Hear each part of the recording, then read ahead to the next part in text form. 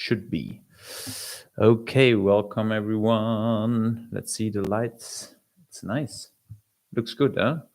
Let me know. Hello to another live workshop, a live stream here with Surf Companions. I'm your ICE A2 surf coach, and I'm live at two places on TikTok, but on YouTube. I'm focusing obviously on you because, yeah, this is my main camera, but you can learn on the side as well. Please let me know in the chat right now if you can clearly hear me and see me. If that works, then we dive right into the topics.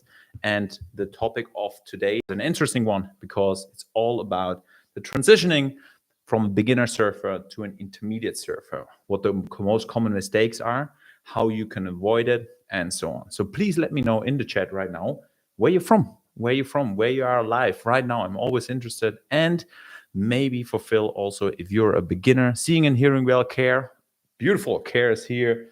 Ork, Almadu, Christina is there. Hi, I say hi everyone. Guys, I'm super stoked that so many people are joining here on YouTube, but also on TikTok. I'm overwhelmed that you take time to improve your surfing. I want to dive right into the knowledge right away. But first of all, I want to train in Sweden. Yes. Cool. Finland, Sweden. Wow, Norway. Cool, huh? Amazing. I want to have a pretty cool topic about today, but you are obviously live with me, so you can ask questions, surf questions. This is what I want to do. Even it's more digital, but you can interact with me. I'm an ICE A2 surf coach. I coach more than 10 years. I created the Surf Companions. I'm the co-founder, the books, the online courses, the YouTube channel, and so on. The main mission is to improve your surfing all the time. So I'm super stoked that you're here, but take advantage of being live. You can ask questions during the whole journey tonight. So grab your favorite drink, enjoy the knowledge, and let's dive into it. So first of all, I thought about a good topic. What would be a nice topic comparing to the last ones? And I thought, how about the topic, because we got an answer on Instagram, how to transition as a beginner to an intermediate surfer, like green waves, the unbroken waves. A lot of you probably, because I saw 67% of you are beginners, are in the whitewater or were on the whitewater. You probably went maybe 1 week to a surf camp, okay? Then you learned the takeoff, you learned the basics, you learned the surfboards, okay? How does it work? What is a leash, the parts of the boards, and so on. But there is a time where you have to transition from the white water in front, yeah, into the green waves. The green waves is the unbroken part in the back where we also line up.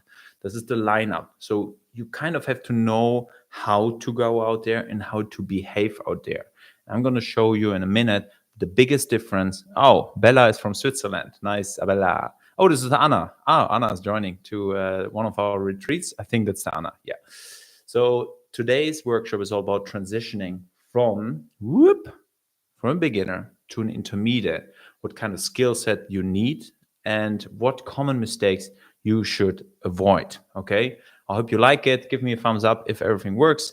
I see still 67% of you are beginners. If you have questions all along this workshop, it shouldn't be like me in school just talking.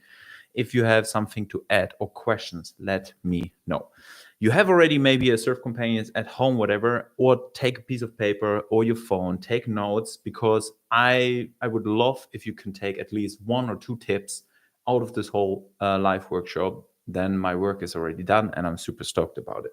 So as you might know, in a beginner, okay, when you imagine you're a beginner again, maybe some of you joined the surf camp. Maybe let me know in the comments if you ever, what was your beginner journey? Because a lot of you guys are beginners. Have you ever surfed? So could it be that you never surfed? Then just write down never surfed.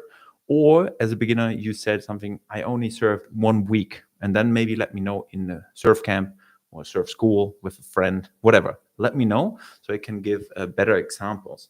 The usual way, since this is my dog, since I think 1990 was the first surf camps in South France, and then it started to be like more mainstream, especially those mass production surf camps in around Europe. I'm not a big fan of that. That's why I'm doing my own retreats. But the most thing which usually happened with surfers are they go to a surf camp, they go the first experience of surfing. It happened to me as well.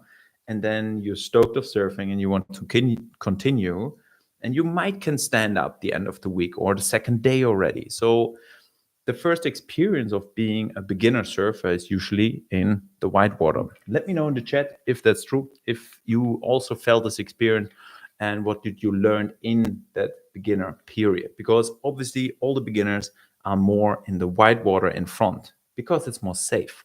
If you're safe in the front, that's amazing because you don't get smashed, you don't have to fear anything, and you have a lot of waves. I come later to the transition what we need for green wave, but a whitewater is more like you can stand there hip high in the water, wait for a nice rolling whitewater wave, you get a push, and then you surf and you take off. So it's perfect to have a lot of waves and to train to take off, and you paddle and how to lie on your board, all those small things which you don't want to think about once you're in the lineup, so in the surfer lineup out there. I hope you have your favorite drink as well. Lime water with ice. Beautiful. I'm in South Spain, by the way, right now. As a beginner, I was in the whitewater. Someone pushed you even. I always get a bit frustrated.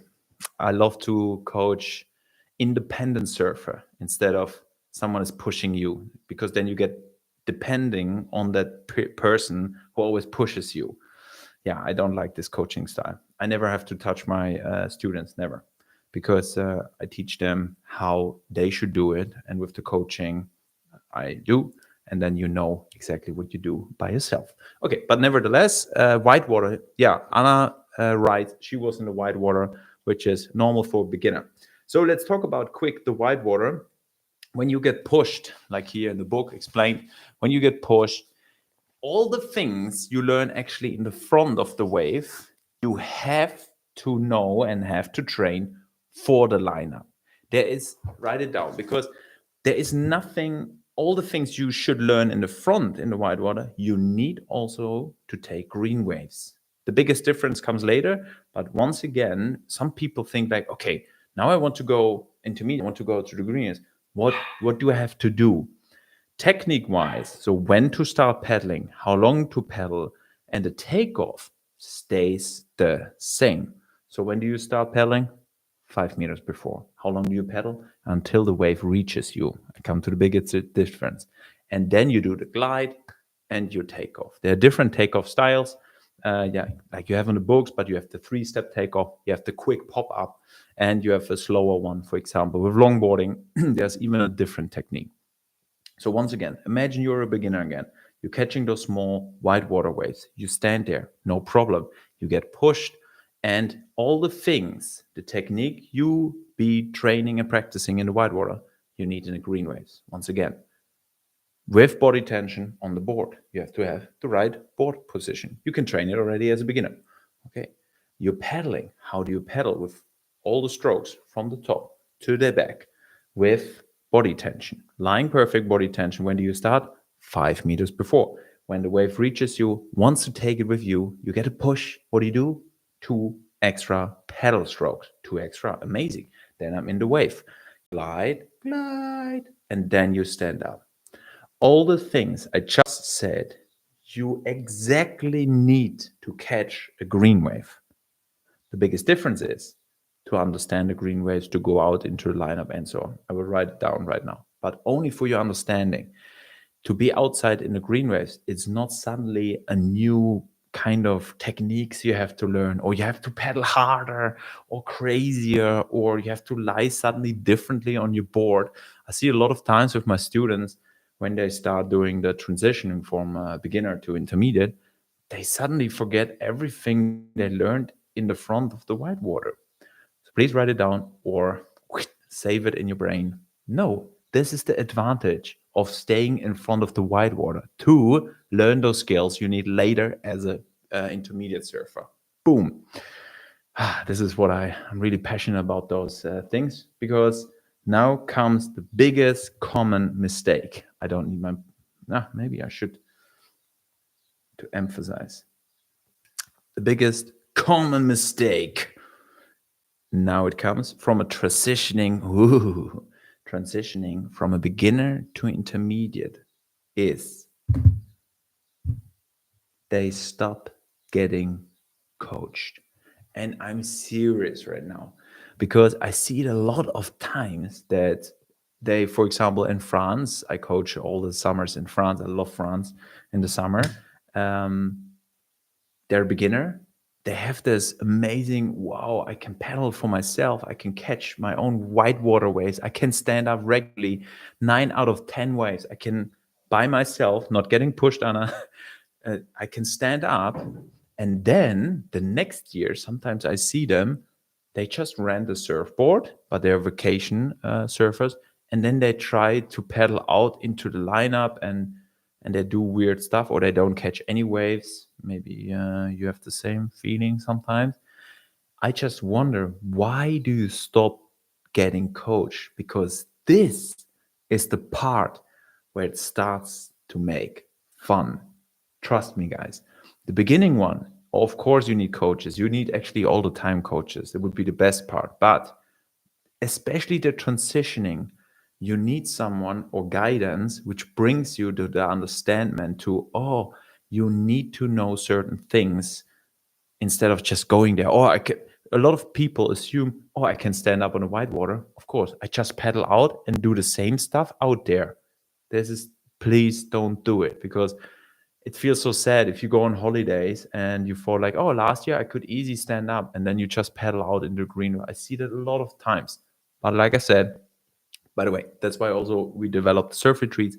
But it makes me really happy that also other surf camps recognize that and are also offering more and more intermediate lessons everywhere. If you have questions, you can also ask me everywhere on Instagram, a suggestion, whenever country you are. Obviously, you can check out our retreats, because in South France in September, and we're also in North Spain. We have 2 retreats lined up. I'm not a mass production. I'm focusing on certain retreats on the best times of the year, surfing wise. I love this. Feels fresh. So, by the way, if you have questions in between, let me know. If you agree to something, let me know. Because, if you have, like I said, the advantage here is to be live. And live means you can ask questions, or you can even disagree, or you can share your experience. Let me know. Okay. Furthermore, instead of, I'm not a big mistakes, guys, let's focus on the positives. And the positives are the following. What do you need? Topics. What do you need? What is the skill set? What is the most special things you have to look out for when you focus on doing the transition? Whoop, I get my pen and I write some stuff down. Maybe think for yourself. Maybe you want to transition right now to the green waves, into the lineup, catching green waves, because this is the ultimate feeling of intermediate surfer. Catch your own green waves. Experience that feeling of having longer rides to the right and to the left. So one of the topics I want to tell you is the following. Because imagine you just stop with being in the whitewater. You can catch whitewater by yourself, Anna, and you know exactly how to lie on and so on. The first thing you have to understand in surfing, I put the camera a little bit more down. Reading waves and positioning. Yes, reading waves and positioning is a really big topic. Wait, I put the camera a bit to the back so you can see more. Perfect. So obviously, care sedentary, reading the waves. So understanding the waves is one of the biggest ones. Because you have to read the waves and understand the waves. So suddenly it becomes really handy to know where the waves are actually breaking. Because the whitewater from above, when you look from above, for example, the waves are coming like here, here's the beach, and you just see obviously the whitewater. They're all breaking here and they're coming this way. No problem. Yeah. So the white water you always recognize because you stand here, yeah, and you catch some wave, catch some wave, catch some wave, no problem. But once you're out there in the ocean, you suddenly have to have a perfect positioning. And this is what you have, for example, in France. Let's draw it like how it's usually on a perfect France day, that you have one peak which the waves are coming in like this because of the sandbank. This is the beach here, but the waves are coming in here. They start to break around here, and then the white water goes to the right and to the left, and they keep more breaking. The lineup is to stay, I color it in blue, around here. This is where you line up. This is where the position you wait for. Yeah. But how to come there? This is the basic question. Obviously, surfers are lazy but efficient. So the transitioning from beginner and to intermediate surfer is the following. You cannot stand anymore. As a beginner, you can stand here in front, but not as intermediate. Suddenly you have to pedal out. Oh, you have to pedal out to the lineup and sit there and have to wait for a wave. You cannot turn your board around without standing because you have to sit on the board. So first you have to learn to pedal out into the lineup. How do we do it? Of course, on the right and the left side, depending on which spot, because this is a classic A-frame on a beach break. You see that? It breaks to the left and it breaks to the right. But you could also have point breaks where it only breaks to one side, and then you have to pedal around the other way. We have to figure out where the channels are. The channels are obviously where there are no waves breaking, and no waves breaking are here and here. This is where the water goes out into the ocean again. So you have to first learn how to paddle out. You know how to paddle, you know how to lie with confidence, but you need maybe a certain technique to overcome the waves. And I ask you the question, what kind of techniques do you know? Obviously, the duck dive, duck dive. And this is more advanced for short boarders, the duck dive. And you know the turtle roll. The turtle roll is the most turtle roll. So the turtle, yeah, like a turtle, yeah. You know, a turtle roll, and a turtle roll is the most efficient one, especially when you have bigger boards with you. The turtle roll is really nice explained, obviously, in the books. Whoop. Beginner one, I think we put it even in beginner one. Yeah, here we go on page 60 of the beginner one. Step by step, explain how to do a proper turtle roll to overcome the waves. So suddenly you need techniques which you didn't need as a beginner surfer. First, how to paddle out. Paddle out techniques, turtle roll, and duck dive. This is the stuff you need to know suddenly. So once we paddled out and we're in the lineup, suddenly we have to have the perfect position. Like I said, we have to position ourselves at the right spot. We call it the peak. Peak is the highest point of the wave. And we suddenly have to turn our boards, but we cannot stand anymore. By the way, if I'm too quick, if I'm too loud, let me know in the comments. If you understand everything, give me thumbs up. I would love that. But for you to know is we have to turn our board. And the most easiest one is, imagine this is the ocean and you sit on your board. This is the fin here. And you sit on your board, la la la la. You look to the ocean, you're smiling, you're happy.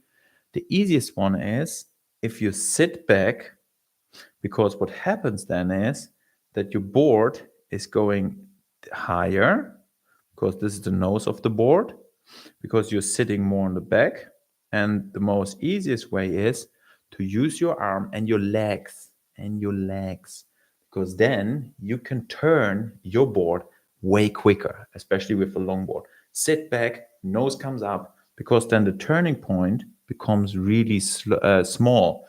Instead of when the board is flat, it really has a lot of drag, and we want to be quick in turning our surfboard. So sit back, nose is up, with your legs and with your arms. Suddenly you have to turn the board something new as a transition. Oh, wait. Turtle roll is one of my learning lists this summer. Yeah, Care. This is you need practice, but once you know it, you can practice this. If you don't know what you practice, then you practice something wrong. Wesley, how do you practice bottom turn on fun board? Couldn't really pull the nose up. Wait a second, I cannot read it because of the heart. Oh, been trying it on Surfscape, but not sure how well I would transfer to surfing.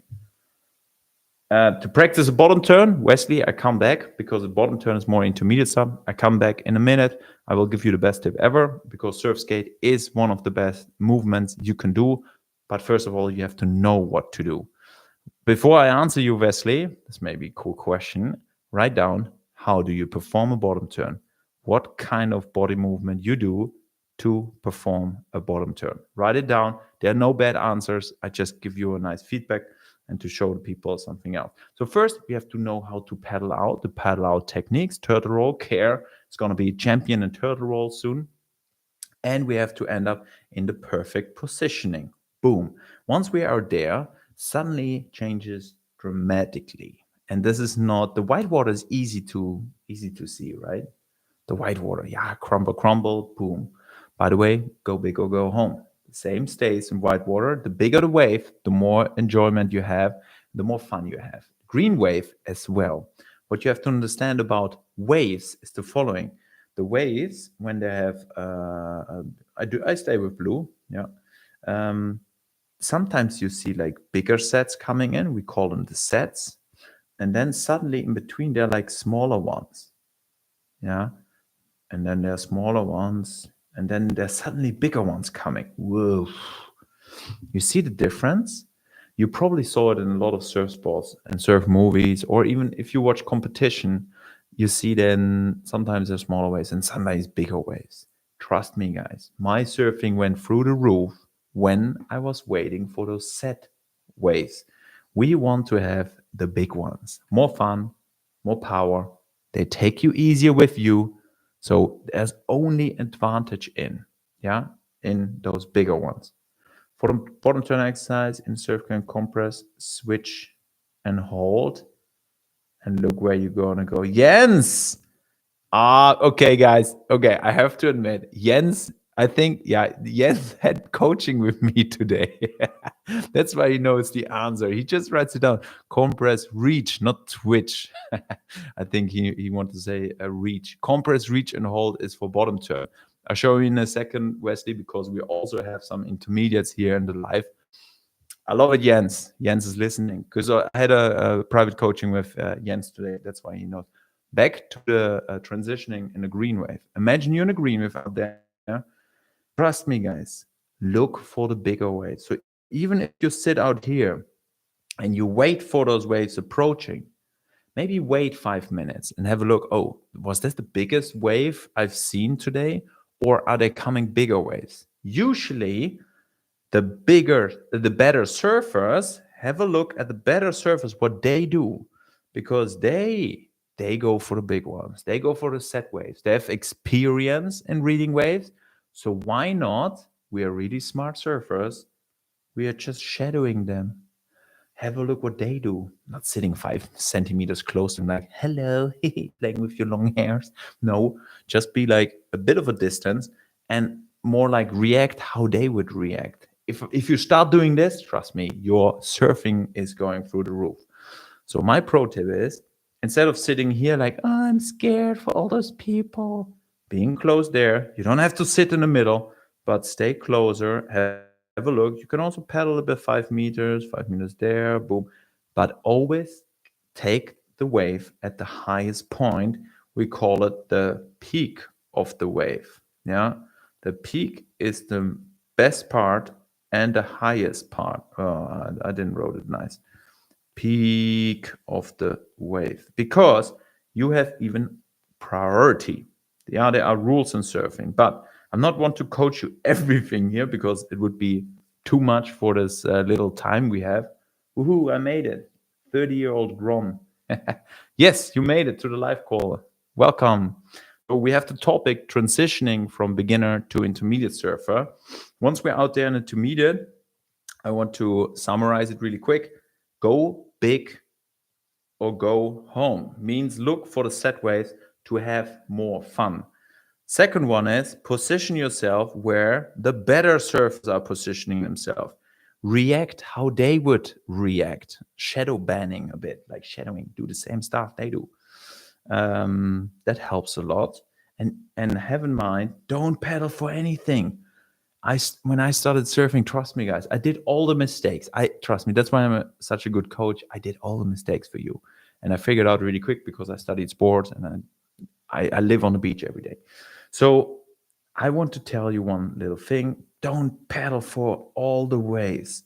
Patience, because surfing is teaching also being patient. Maybe you can transfer it also to life. You don't have to do everything at the same time.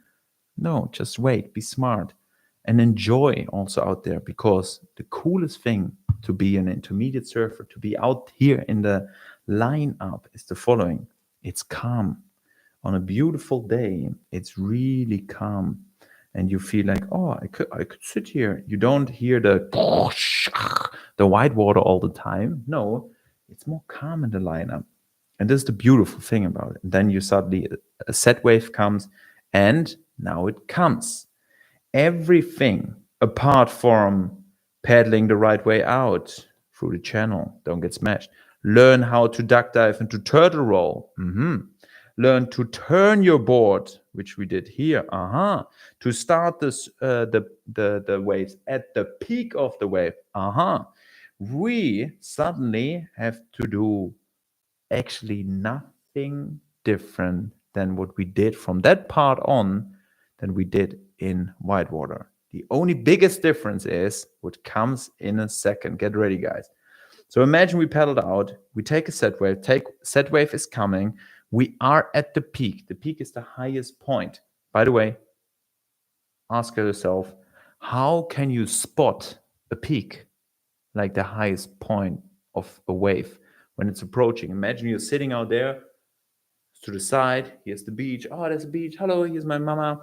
And then you look to the left, and how do you spot the highest point of the wave?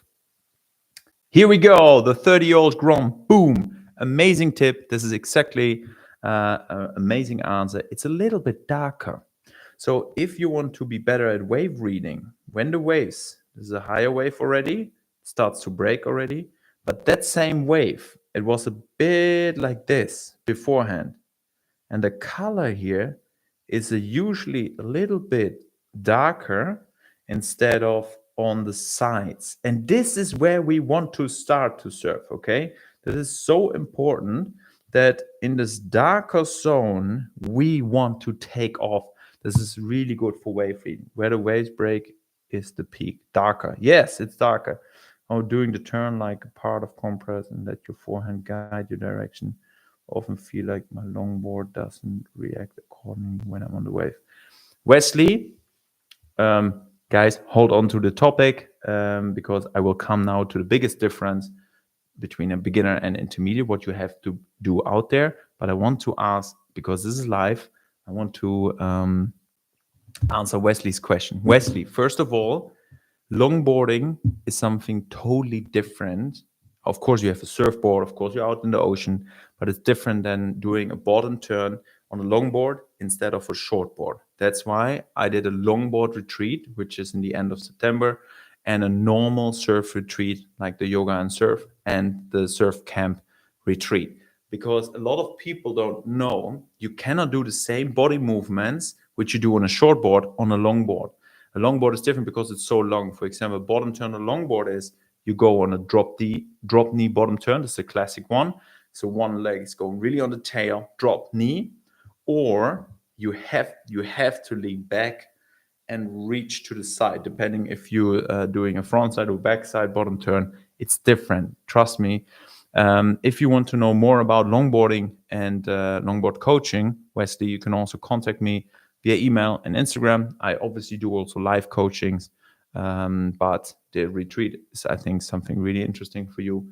But have in mind, you cannot do the same on a surf skate, which you would do on a longboard. Surf skating is there to train your mid-length shortboard techniques, which is, like Jan said, compress, reach, and hold. So you have to reach forward to do a proper bottom turn, obviously look up to the wave. This is a little bit more technical, what I just said, because a bottom turn is the moment where you drop down the wave face, you do a bottom turn, and then you come up again. It is a, let's say, basic maneuver, which you need later on when you want to do more like down the line curves like that. But I want to, I hope that answer was clear enough, Wesley. If you have more questions, let me know. But the biggest changes which you as a beginner transition to a green wave surfer is the following. There is feeling wise something totally different.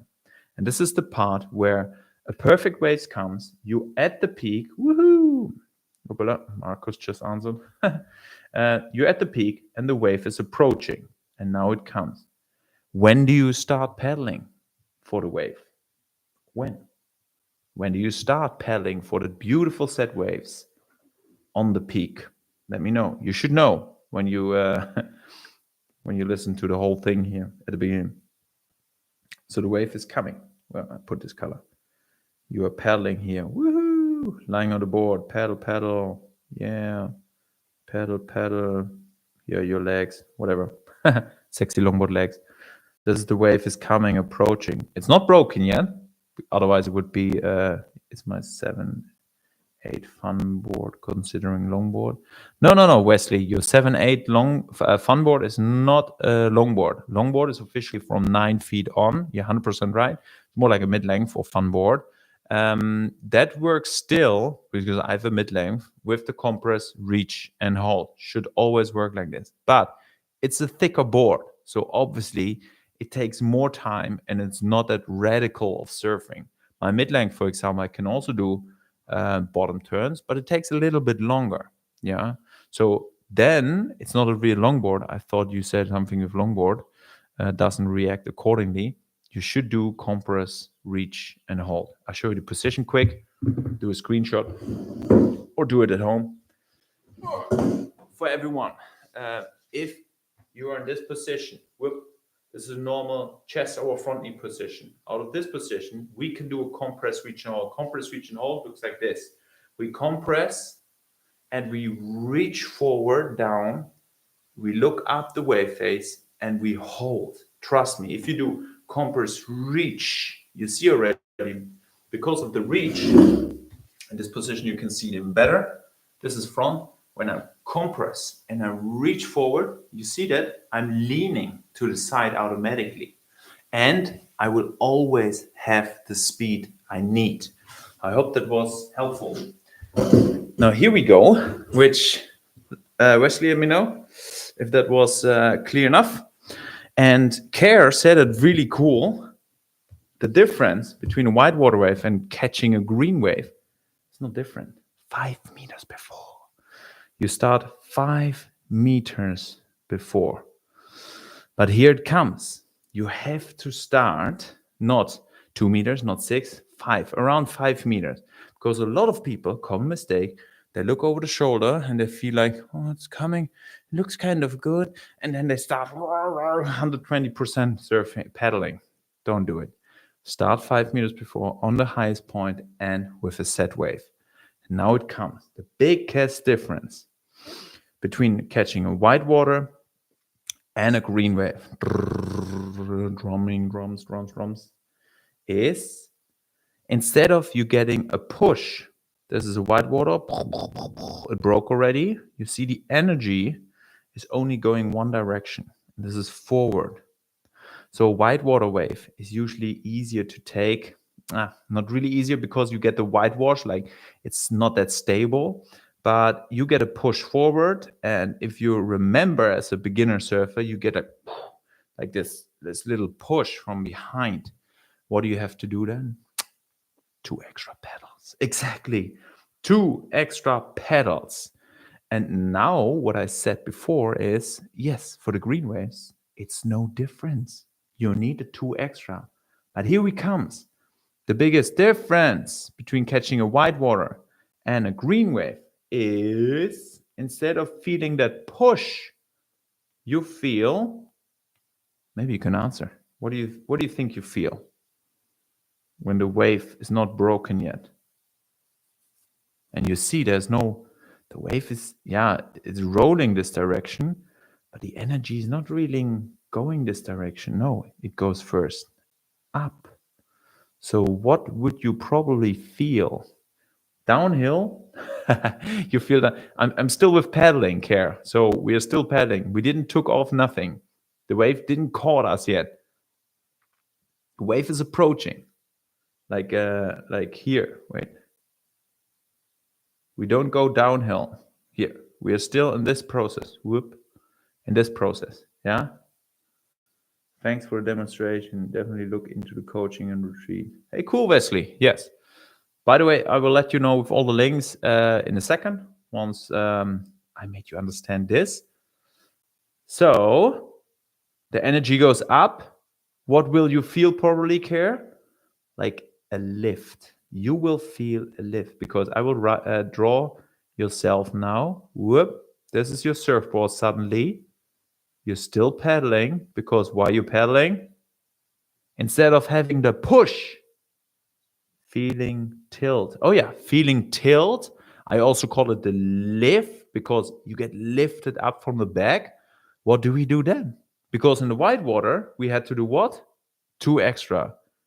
Guess what we have to do in the green wave? I don't want to play really dumb, but to make it really simple, because this is the most common mistake. Usually when the people, when they get lifted up, when they feel now we start, they immediately take on, like do the pop-up or stand up. No, we have to do the 2 extra. 2 extra. And now comes something probably not a lot of coaches teaches you, but I teach you that because it works.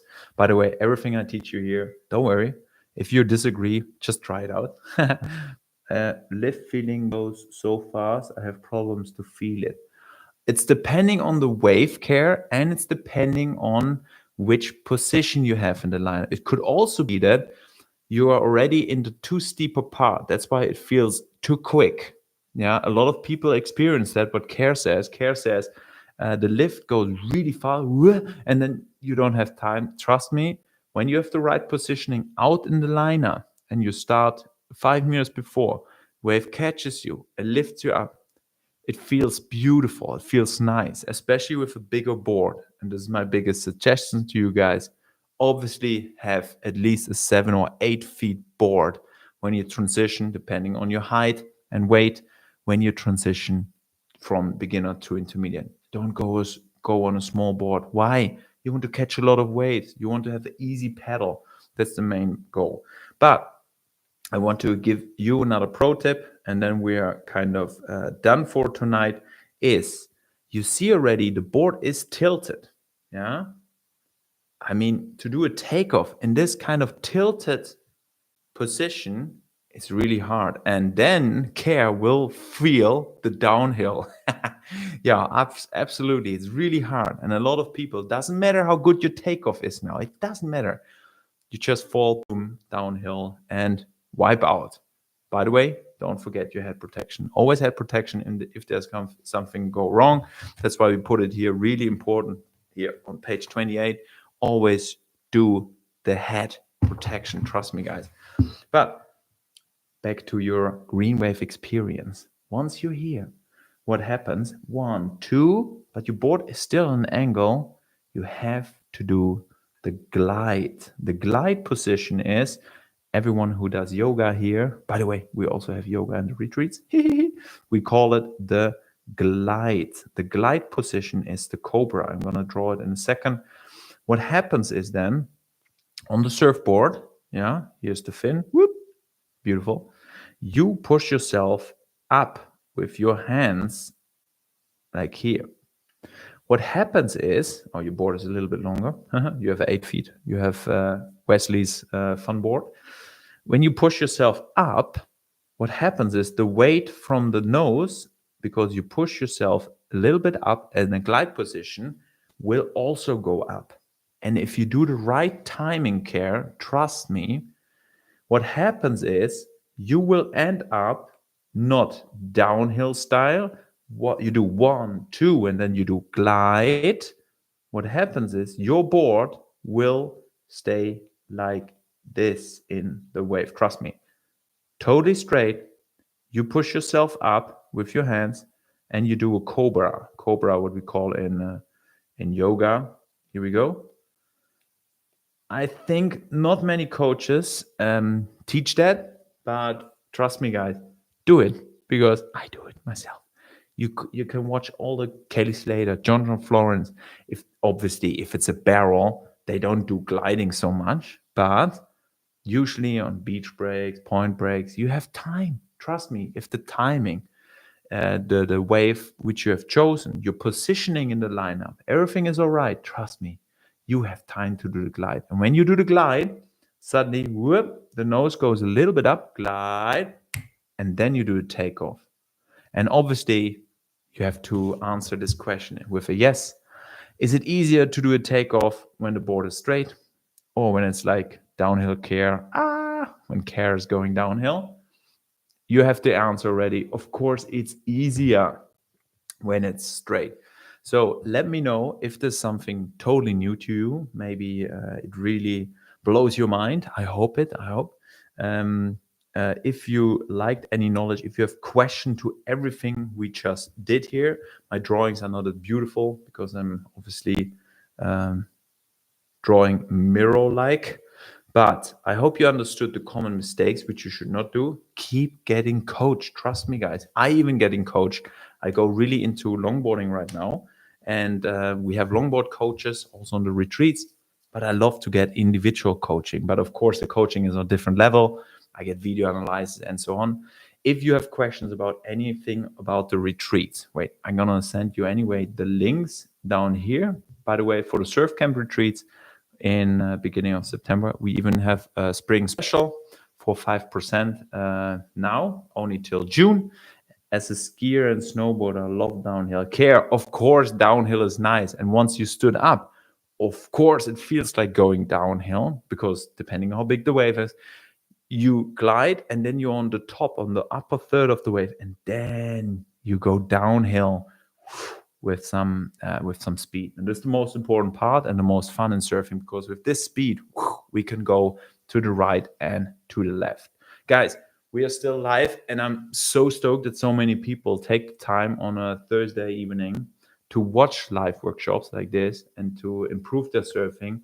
I hope you at least got 1 or 2 tips out of that. You are here to ask questions, so feel free to ask questions.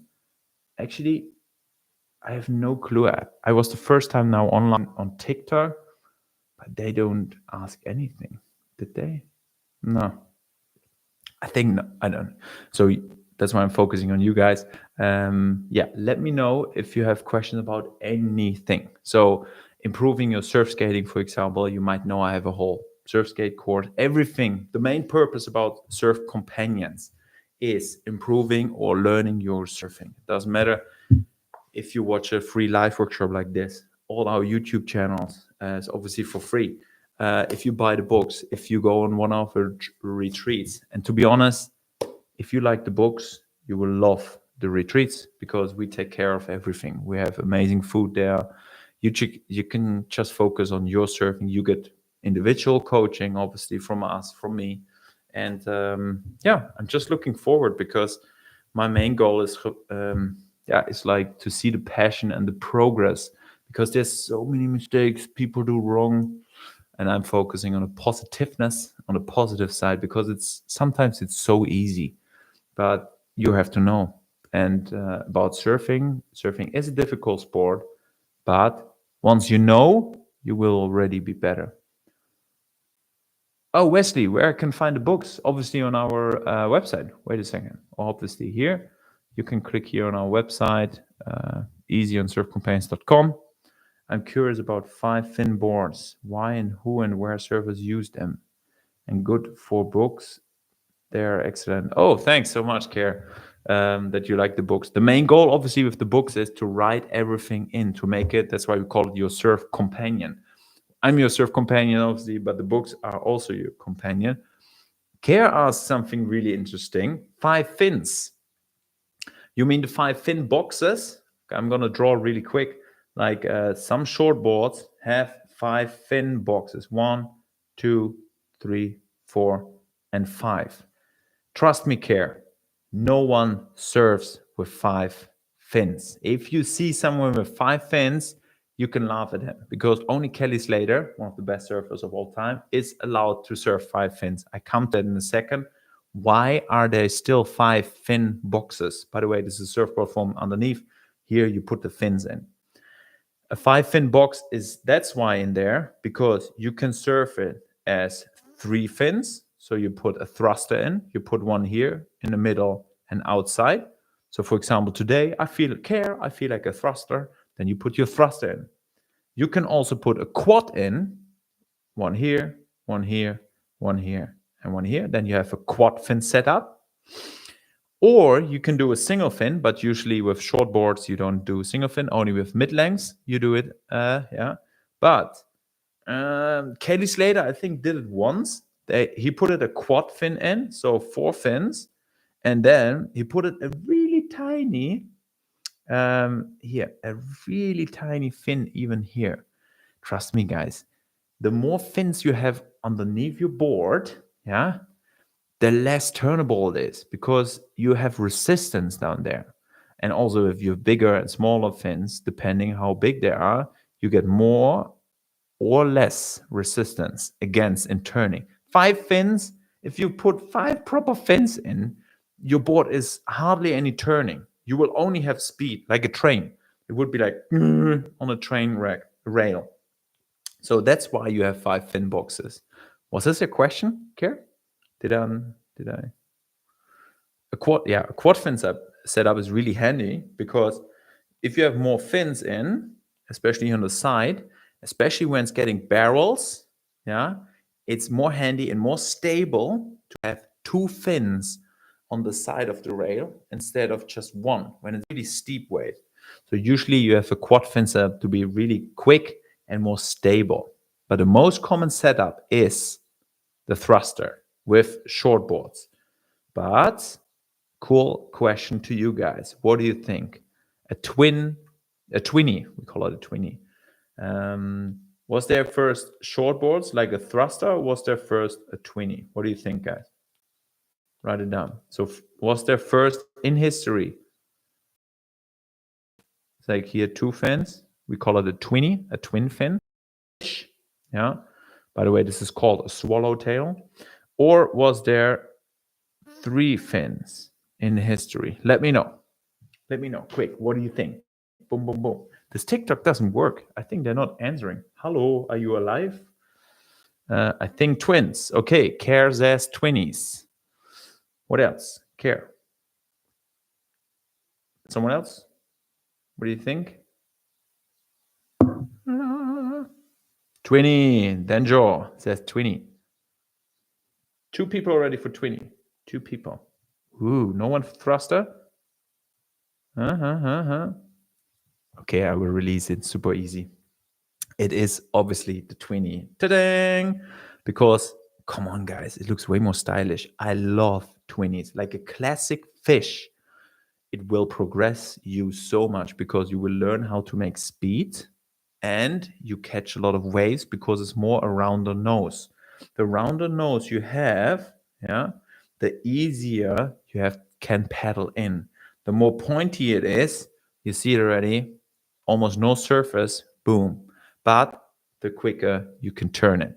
I hope that was clear. I think maybe we should go next live workshop more into shapes and board suggestions, but I hope that made you understand twinny is super cool. I love my twinny. I have 2. One, and one new one is getting shaped. I have one twin fin, 7 years old. I shaped it myself with my friend, and it's still working. Okay, now it's in repair, but it was. I trust me. This is shortboarder wise. If you ever want to go into shortboarding, go first on a classic fish. I know a lot of coaches. They also say to me, first go on a twinny. You learn to generate speed. You catch a lot of waves, and that's the main goal in surfing. Having fun, have a lot of waves. If you go into a surf session and there's beautiful waves. It's depending on the crowd, obviously, also. But if you only catch not even one wave, then something is wrong with, okay, maybe you have chosen the wrong board, or you're not fit enough. This AI thing, yeah? How long fish is good first? It's depending. Fishes usually can go really shorter because they're really wide and thick. So I would still use the same liters which you are really comfortable with. For example, if you have I just say something, 7.0, 50 liters or something, I would try to not go lower than 40 liters in your fish. So at least stay, yeah. So you can get a classic fish also as a 6.0, but of course, the real fish shape comes out when it's a little bit shorter. So it doesn't really. It's not a classic fish if you go for a 7.0 fish. Doesn't make sense. So you have to imagine more like the longer board. You crash in a different form, and the different form is way shorter but wider and thicker, which makes it also still easier to paddle in. So depending how tall you are and how heavy you are and what your surf experience is, I would I would go around. Mine, for example, is 5'9", but more than 41 liters. Yeah, because I'm 92 kilos or something. More water, guys. Guys, I hope you enjoyed it. I love, really, it makes me so happy. I remember the very first live workshop. I was really nervous and scared for days. I'm still nervous, but it's getting more used to it because I see already it doesn't matter if there are 5 persons or 50 persons sometimes live. I really like that you guys are there and interact with me. Not on TikTok, but you guys. So if you have a topic or still a question, last question, let it out about anything. You can also ask personal stuff or about the company, what we have planned. Do you have any size recommendation for Surfskate, or how can I find? Denjo, perfect question. Wait a second about surf skating. A lot of people choosing the wrong one. Wait a second. I give you the best one ever, which is here we go. Click on this link. I'm sponsored by Smoothstar. I'm a really big fan of Smoothstar. They come from Australia. Jens had a coaching with me today. He was also stoked. Click on it, and they have a board calculator. So you can calculate with your height and with your weight, and they give you the right deck size, because the deck size of a surf skater is different, because the main goal is to train your surfing, and you want to have the same stance on a surf skate which you have in surfing. Super easy. Very informative session, Wesley. Amazing, Wesley. Yeah, let me know about anything. We have private coachings. We have obviously the books. We have retreats and so on. I hope to see you next time. All you have to do is just, the next upcoming retreats also will do it on the email. You can sign up. I think it is something around the 15th of May. If you have cool topics you want to learn, or maybe in your surf journey right now, a topic comes up for the next live workshop, let me know also by email. I read everything. Okay, guys? So can't wait to see you next time. Thanks for the time, and thanks to you joined, and make this year 2024 your best surf year ever. So have fun progressing, and thanks for connecting. Have a great evening. Till next time.